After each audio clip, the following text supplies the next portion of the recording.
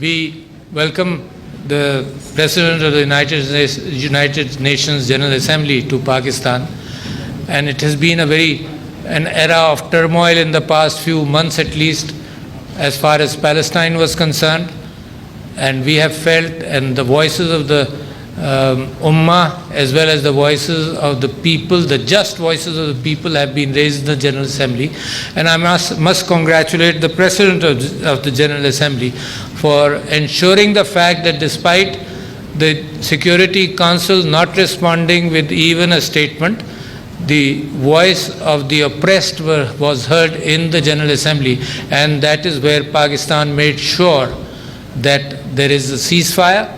There is a discrepancy in world thinking when disproportionate reactions take place, where only 5 Israelites or 20 are killed, and at the same time the bombardment kills 230 or 200 plus Palestinians. We must recognize, the world must recognize a disproportionate reaction. For example, if I give you a figure that 5 people were killed on one side and 1,000 were killed on the other side just in reaction, so that will be a very bad figure. But that has happened in the world.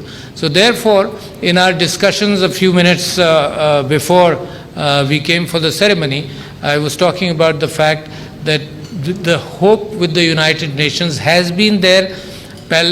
Palestine is burning, Kashmir is burning, and we have been looking towards the United Nations to fulfill its own promises made in the 50s with the Kashmiri people.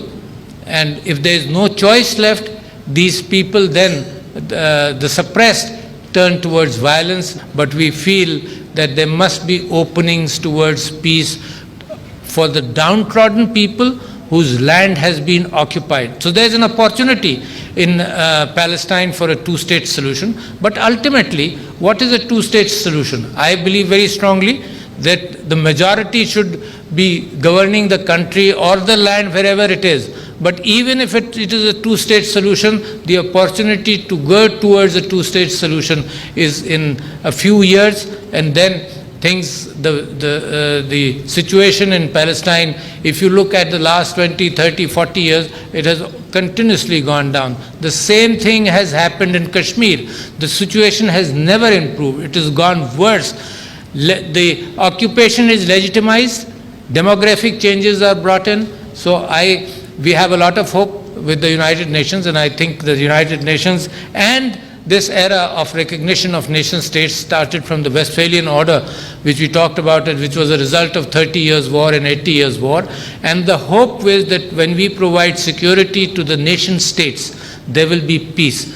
On the other hand, what we see today, international institutions based on vested interests, international institutions not based on morality. And I am proud of the fact to mention that in the early era of the Muslims, there were institutions which were based on morality, and we look forward to an international era which is based on morality. So I don't want to speak too long because we would like to hear your words.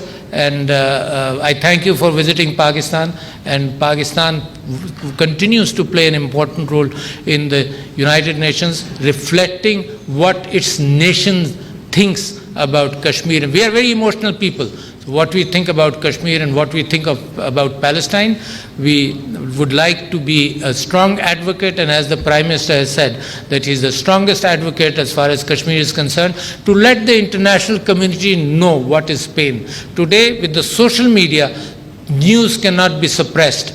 Anti-Zionism, anti-Israel statements are sometimes construed to be anti-Semitic. We are not anti-Semitic people. The Muslims have never been anti-Semitic, and therefore we believe the atrocities committed, an apartheid state created in Palestine, is very painful to us. Thank you, ladies and gentlemen.